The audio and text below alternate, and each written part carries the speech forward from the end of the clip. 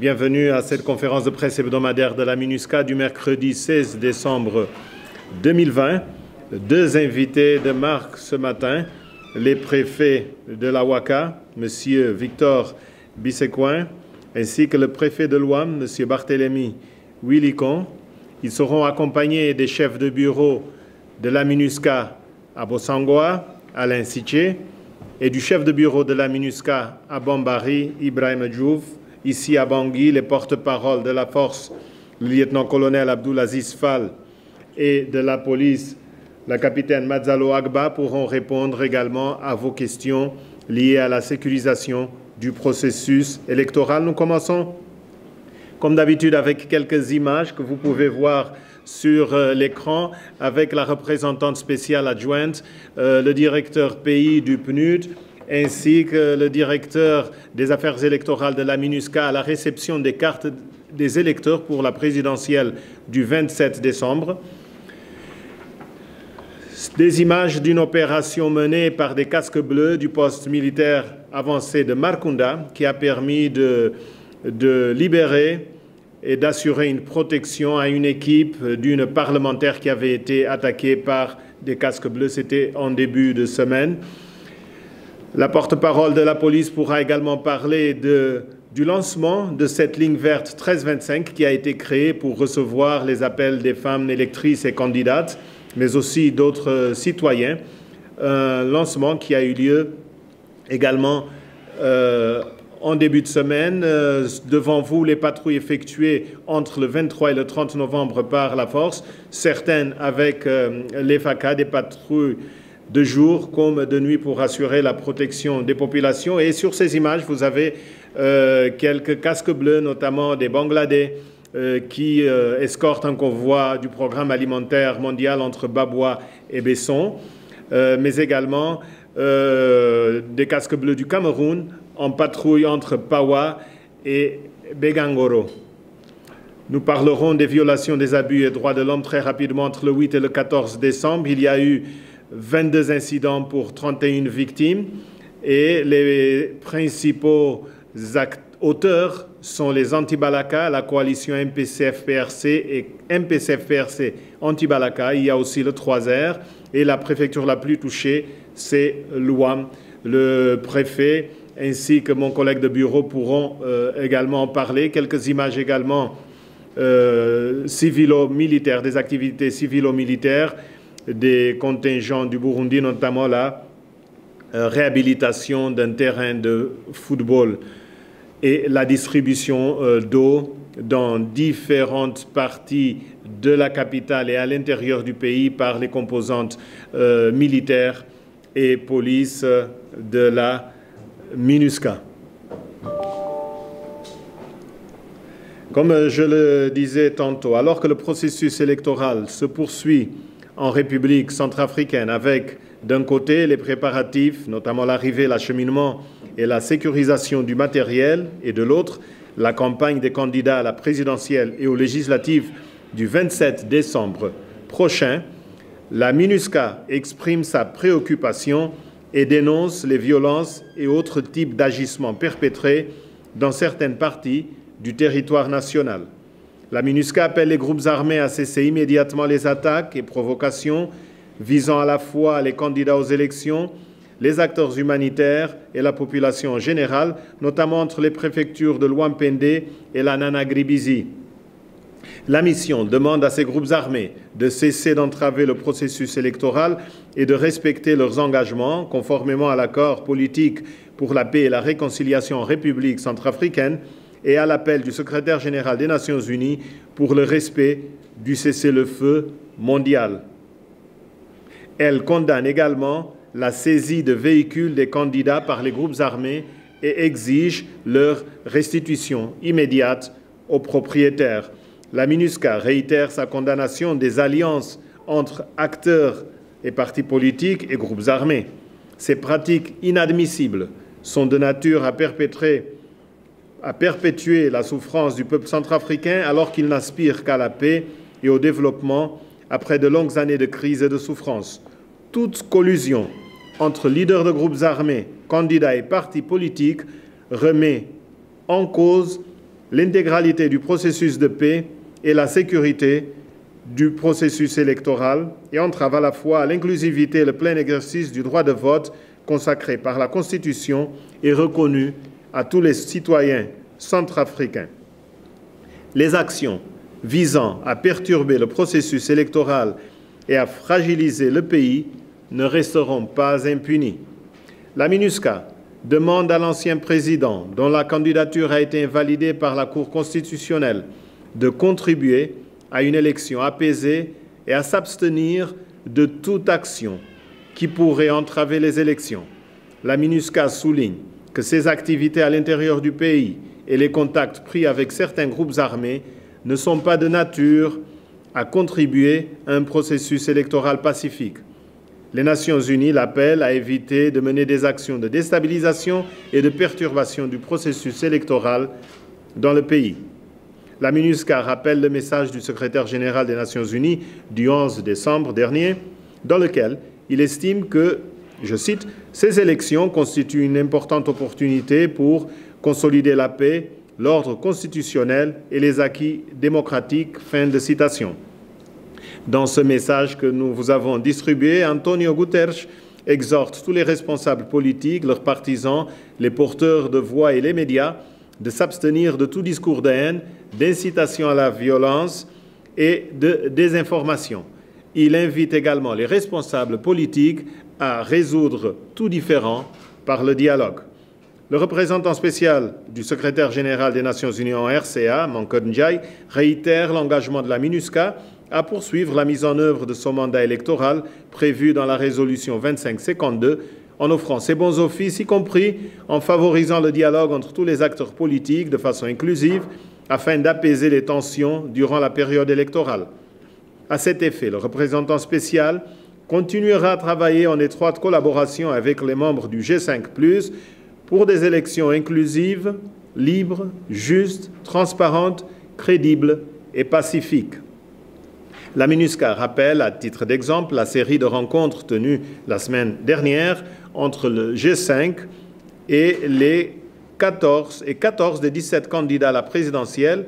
Elle salue également la mission conjointe CAC-UNOCA de la semaine dernière qui a réaffirmé l'engagement de la sous-région au service d'un processus électoral apaisé dans le pays.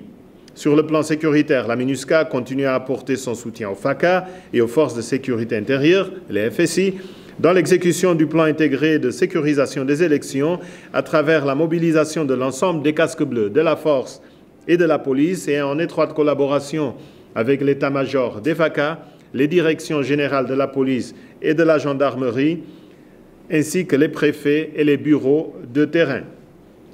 La MINUSCA tient à réitérer sa détermination à prendre toutes mesures utiles pour protéger les populations civiles et assurer la sécurité pour un environnement propice au déroulement des opérations électorales, ceci en coopération étroite avec les forces de défense et de sécurité qui en assument la responsabilité première. Par ailleurs, la MINUSCA poursuit l'acheminement du matériel électoral vers les préfectures. Ainsi, les bulletins de vote pour l'élection présidentielle seront acheminés dès aujourd'hui dans les régions. Les bulletins pour les législatives seront également transportés vers les préfectures dès leur arrivée dans le pays, demain ou après-demain. La MINUSCA appelle la population centrafricaine à rejeter tout discours de haine ainsi que tout appel à la violence. Elle les exhorte à ne pas céder aux campagnes qui visent à susciter la peur et à les empêcher d'aller retirer leur carte d'électeur et d'aller voter. Elle réaffirme son soutien et le soutien des Nations unies et de la communauté internationale au peuple centrafricain, particulièrement pendant cette période sensible des élections. En ce qui concerne les droits de l'homme, au cours de la période entre le 8 et le 14 décembre, la MINUSCA a documenté 22 incidents d'abus et de violation des droits de l'homme qui ont fait 31 victimes. Les auteurs sont les anti-Balaka, le 3R, la coalition MPC-FPRC anti-Balaka, la coalition MPC-FPRC, ainsi que des groupes armés non identifiés. Il y a également des agents de l'État auteurs d'un cas affectant une victime. Finalement, concernant la protection de l'enfant, la MINUSCA a récemment reçu de la part du FPRC une liste de 276 enfants, des enfants de Birao et des communautés avoisinantes de la préfecture de la Vakaga. L'unité de protection de l'enfant de la MINUSCA ainsi que les partenaires de l'UNICEF ont pu accéder à ces 276 enfants pour vérifier leur association au FPRC. 255, c'est-à-dire 161 garçons et 94 filles, avaient été recrutés et utilisés par ce groupe armé pendant plusieurs années. Ces enfants vont intégrer des programmes de réinsertion de l'UNICEF. Le FPRC devient ainsi le premier groupe armé à présenter officiellement une liste d'enfants associés en vue de leur séparation et réintégration dans le cadre du programme national du DDRR. C'est aussi un pas supplémentaire vers la fin des graves violations des droits des enfants en République centrafricaine. Un tout dernier mot sur la COVID-19. À la date du 15 décembre 2020, le nombre de cas actifs de COVID-19 enregistrés à la MINUSCA, le nombre de cas actifs était de 30. Le nombre total de cas accumulés est de 534, dont 491 guéris et 4 décès. À présent, je me tourne vers Bambari pour l'intervention du chef de bureau, Ibrahima Diouf, ainsi que du préfet de l'Awaka, M. Victor Biscoin. Et après eux, ce sera au tour de l'UAM avec le préfet et le chef de bureau de la MINUSCA à Bossangoa. Ibrahima, à toi.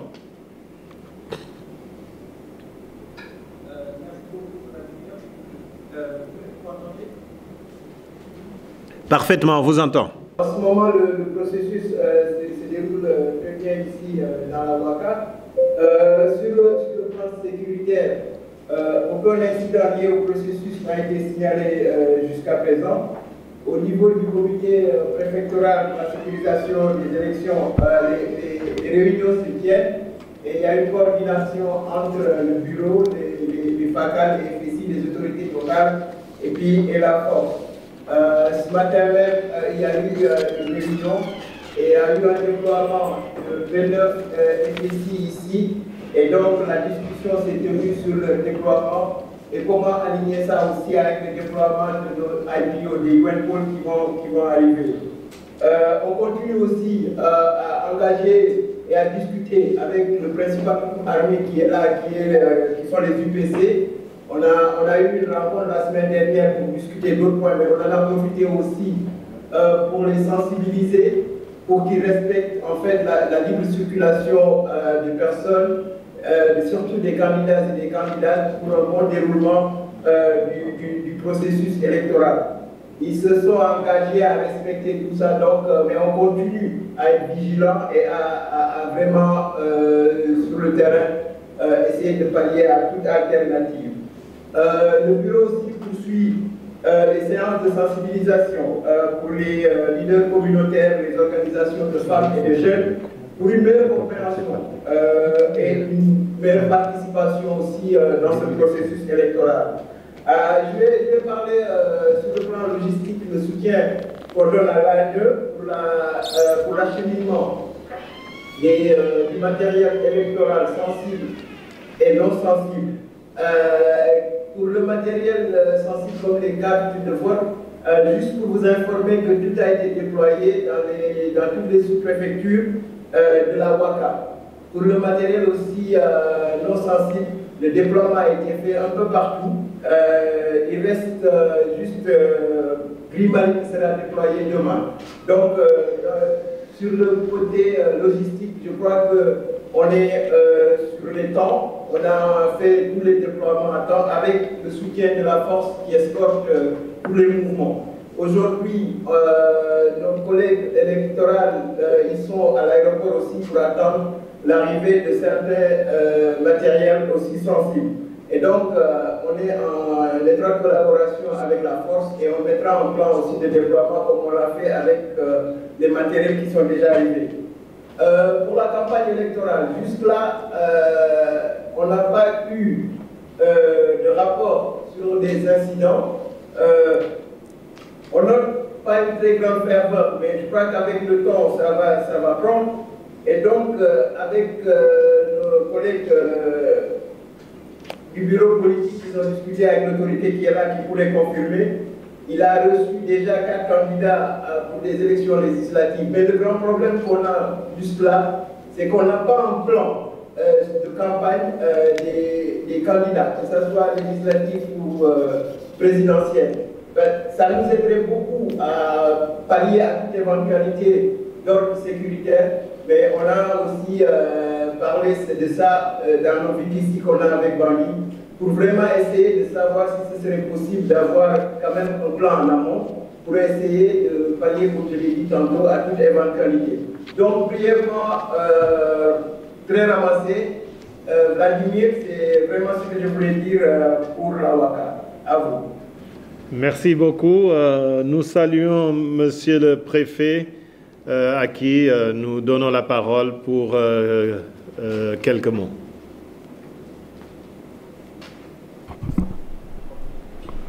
Merci, M. Vladimir, et tous les autres qui vous entourent, je vous salue, comme nos collègues vous saluent aussi. Je crois que le chef du bureau a été très exhaustif et il a dit l'essentiel de ce qui entoure l'organisation de la campagne présidentielle et législative dans la préfecture d'Awaka. Merci d'abord pour tous les efforts que l'administration déploie en ce moment pour disposer de tous les matériels sensibles qui touchent à l'élection qui arrive dans peu de jours, où l'équipe locale a déjà réceptionné, stocké quelque part. Et suivant ce matin, c'est notre bien sensible et bulletins peut-être qui vont arriver pour que le dossier soit bouclé. Comme il a souligné, sur le plan sécuritaire, jusqu'à là, nous n'avons pas encore recensé d'incidents majeurs qui toucheraient aux candidats parce qu'il n'y a pas un mouvement encore. Peut-être que le candidat attend la dernière semaine pour faire leur descente sur le terrain et agir. Mais présentement, il n'y a que 4 éléments qui sont présentés, mais qui ne battent pas encore campagne. Sur le plan sécuritaire, le chef du bureau vous a dit tout à l'heure, le souci c'est quand même avec le groupe armé UPC, qui continue à faire venir de nouveaux combattants, on ne sait pas pourquoi, dans la ville de Bambari, qui organise des rotations au fond fait le renforcement de sa position. Alors que sur le plan de l'accord, tout mouvement doit être signalé à la municipalité de préfet et obtenir d'abord leur avis avant de le faire. Mais malheureusement, ça n'est pas le cas. Ça n'est pas le cas. Et je crois qu'une opération de sensibilisation dans ce sens serait très, très, très importante.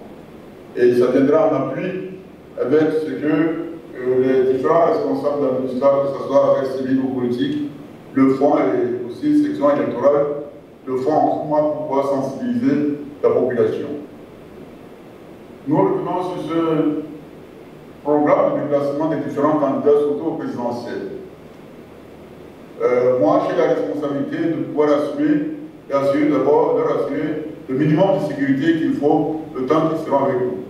Alors, si nous ne pouvons pas avoir ce plan à l'avance, ce serait un peu gênant si 2 candidats arrivent en même temps et qu'il y a un problème de sécurité, ce serait un peu dommage. Parce que présentement, nous n'avons pas d'effectifs qu'il nous faut pour couvrir les besoins de sécurisation. Sauf la police qui a redéployé 7 ou 8 éléments pour compléter l'effectif de Grimari et 29 éléments ici pour compléter l'effectif de Bambari. Ce matin, on a discuté de ça pour voir la possibilité, comment les déployer et où les déployer. Ce problème de sécurité aussi se pose pour la sous-préfecture de Bakala où à chaque vite ici, j'insiste dessus. Bakala, sur le plan militaire, est divisé en 2. Donc de Bakala centre jusqu'à peu près 35 km à Bourba, c'est sous commandement de la municipalité Bambari à charge de Bourba qui sont à Bakala. Mais le Yali Gaza, où il y a la limite avec les Brés, c'est sous commandement de la municipalité de Banduro à charge du contingent pakistanais qui n'arrive pas. Ça va déjà poser un problème pour le vote. Alors, s'il n'y a pas un minimum de sécurité assuré à la population, c'est sûr que cette partie ne va pas voter et l'élection aurait perdu quand même quelques voix. L'élection aurait perdu quelques voix. Bon, nous insistons, s'il y a lieu que la MINUSCA est exceptionnellement pour la cause, dont nous en parlons, essaie de revoir rapidement la situation militaire de Yaligaza et Ouagadougou, qui font frontière avec les Brés qui dépendent de Ouagadougou. En dehors du plan, nous avons souhaité même soulever ce problème que les candidats maintenant étant connus, surtout présidentiels, notre grand souci, nous n'acceptons pas que ce soit des candidats véreux qui viendront s'en prendre les uns aux autres, non. Il faut qu'ils viennent dérouler leur programme de société autour duquel ils doivent galvaniser les électeurs.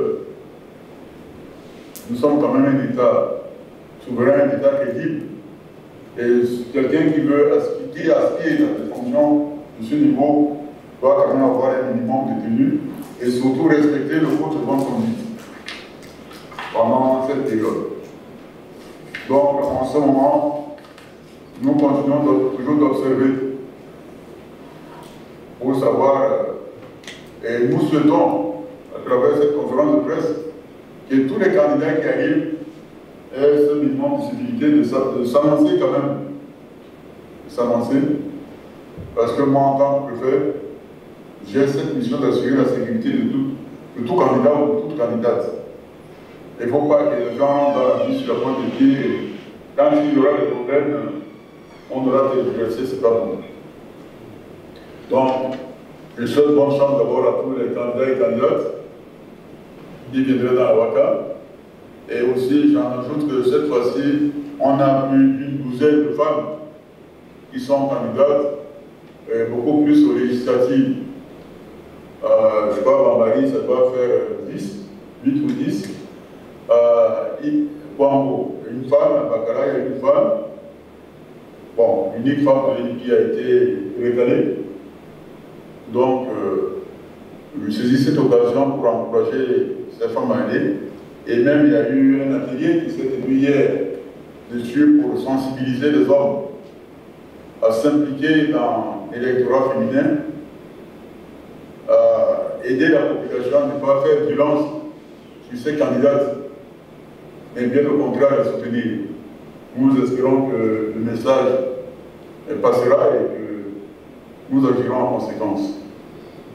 Voilà, M. Monté, en attendant, s'il y a d'autres questions, je pourrais m'arrêter là parce que l'essentiel a été dit par le chef du bureau sur les autres aspects logistiques aussi. Merci. Merci beaucoup, Monsieur le Préfet.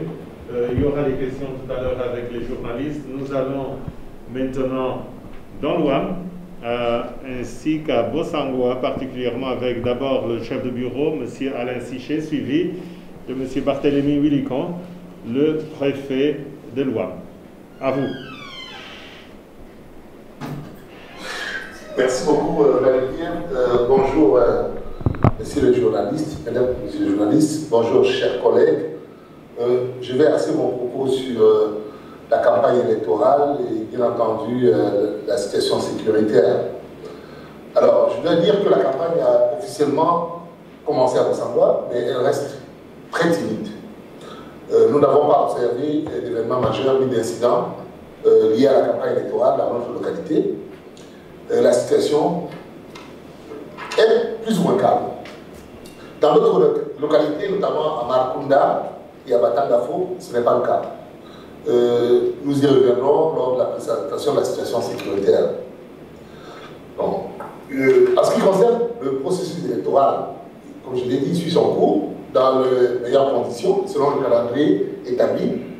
Nous avons notamment reçu le matériel non sensible à Bossangoa et il est en cours d'acheminement dans les 7 sous-préfectures de la préfecture de l'Ouam. Le matériel sensible est en cours de livraison depuis ce matin et nous pensons que tout sera prêt pour la tenue des élections le 27 décembre.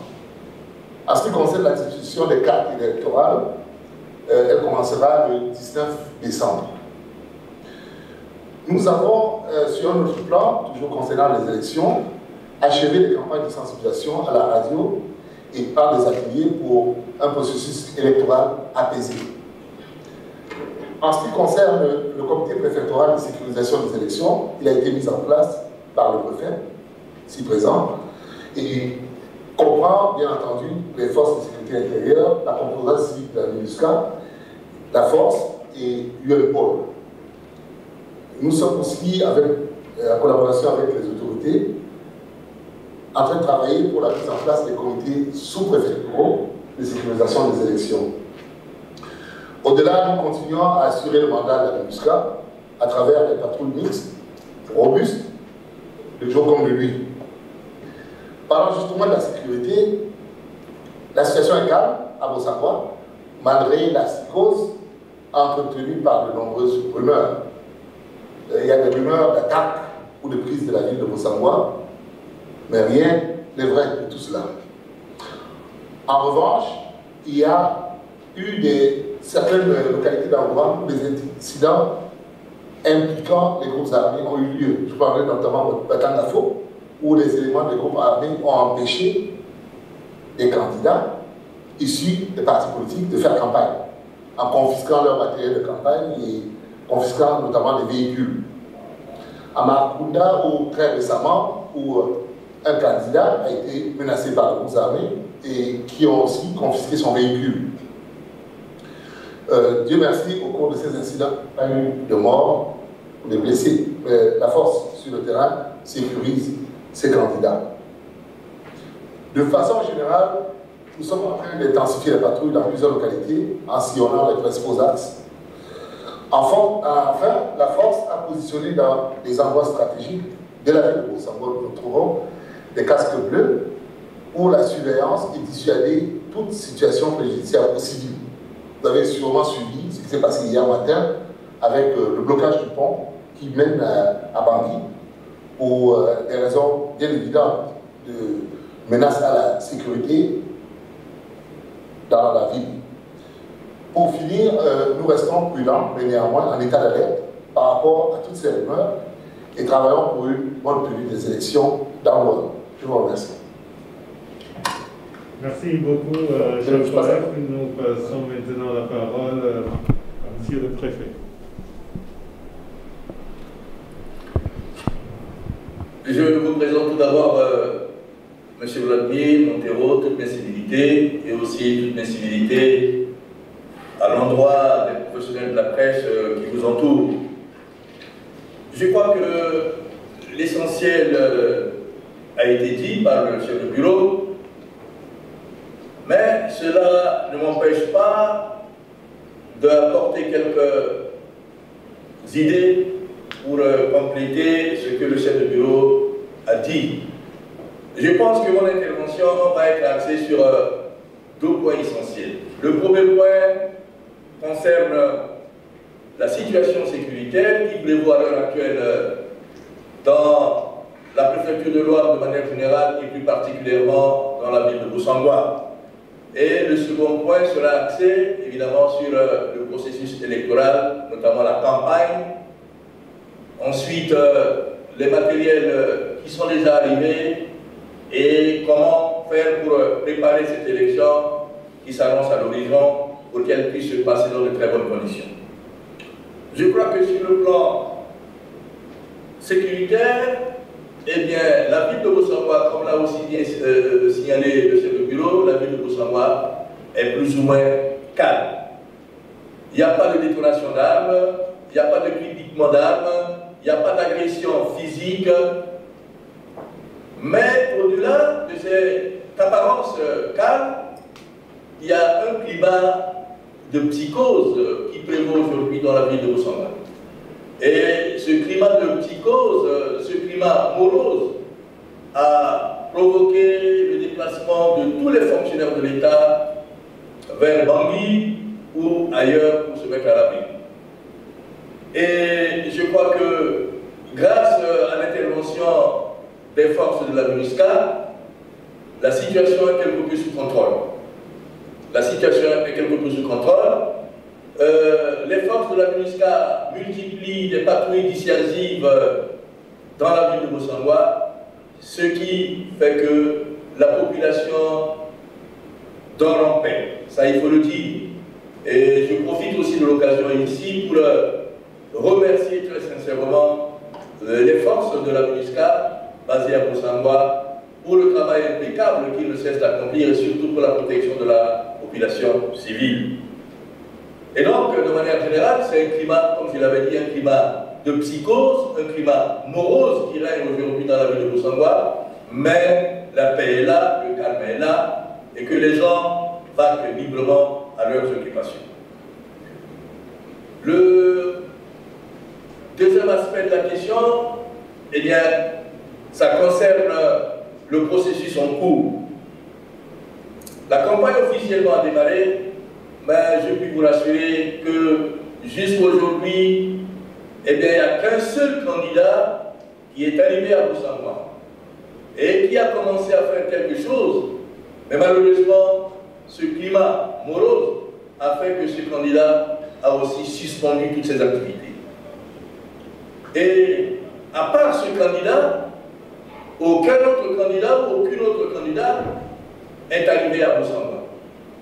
Et quand je rentre en contact téléphonique avec les autres qui sont restés à Bangui, la raison qu'ils fournissent, c'est ce climat morose qui prévaut aujourd'hui à Bossangoa. Ils attendent que les choses se normalisent avant qu'ils n'arrivent. Et donc la campagne, je dirais pour ma part que la campagne n'a pas encore commencé à proprement parler. Et par rapport au plan de sécurisation, je crois que j'avais tenu une dernière réunion avec les forces, les FSI et aussi avec les forces de la MINUSCA, réunion au cours de laquelle nous avons essayé de finaliser, n'est-ce pas, ce plan de sécurisation en commun accord, n'est-ce pas, avec toutes les parties prenantes. Et je pense qu'au cours de cette réunion, tous les centres de vote et aussi tous les bureaux de vote ont été identifiés. Et je crois que le seul avantage que nous avons ici, c'est que nous avons la base de la MINUSCA un peu partout. La base de MINUSCA à la Dabogila, à la Bakassa, à Boki, à Markunda. Nous avons aussi les Pakistanais à Batangafo. Et je crois que, compte tenu de l'effectif réduit de nos forces de défense intérieure, au niveau de la gendarmerie, par exemple, à Bossangoa, nous n'avons seulement que 8 gendarmes. Au niveau du commissariat de police, nous n'avons seulement 10 éléments de police. Eh bien, nous allons compter sur les forces de la MINUSCA, n'est-ce pas, pour sécuriser le processus qui va bientôt arriver. Et donc, nous avons identifié tous les centres, et je crois que les forces de la MINUSCA vont être redéployées dans ces centres, justement pour sécuriser cette élection. Et je crois que l'incident, ou les incidents que nous avons pu déplorer, c'est surtout ce qui s'est passé à Batangafo, et qui a été ici relevé par le chef de bureau. Les véhicules, 4 véhicules d'un candidat contenant des matériels ont été interceptés par les groupes armés. Et ensuite, les 4 véhicules ont été emportés. Ils sont partis avec 3 véhicules et ils ont laissé un véhicule à un chef de groupe anti-Balaka à Batangafo. Et donc, tous ces candidats ont été systématiquement dépliés. Et ensuite, le second incident que nous déplorons également, c'est celui qui s'est produit à Markunda avec une candidate où son véhicule a été aussi enlevé. Donc voilà à peu près les cas d'incidents que nous pouvons signaler ici à votre intention. Mais de manière générale, tout se passe quand même dans le calme. Et je redis encore, au-delà de cette situation de psychose, n'est-ce pas, au-delà de cette situation de psychose, la paix règne, le calme y est. Bon, peut-être c'est un calme précaire, peut-être on ne sait pas ce qui peut se passer derrière ce calme apparent, mais pour l'instant, je pense qu'il n'y a rien de particulier que nous pouvons vous signaler. Mais sinon, ces derniers temps, ce qui a encore aggravé cette situation de psychose, eh bien, c'est l'arrivée ces derniers temps des éléments des groupes armés, bien armés, et qui prennent la direction de Bossangoa. Ça, je crois que Bangui doit être au courant. Ça se passe au-dessus de tout le monde. Et heureusement que les forces de la MINUSCA sont là à l'entrée de la ville, n'est-ce pas, pour intercepter ces éléments qui veulent prendre la direction de Bangui. Et je me demande si la force de la MINUSCA n'existait pas à Bossangoa, mais quel serait le sort de la population. Heureusement, la force est là, et c'est la force, n'est-ce pas, qui fait ce travail. Et je profite encore de l'occasion une fois de plus, vraiment pour jeter des fleurs à la force de la MINUSCA basée à Bossangoa.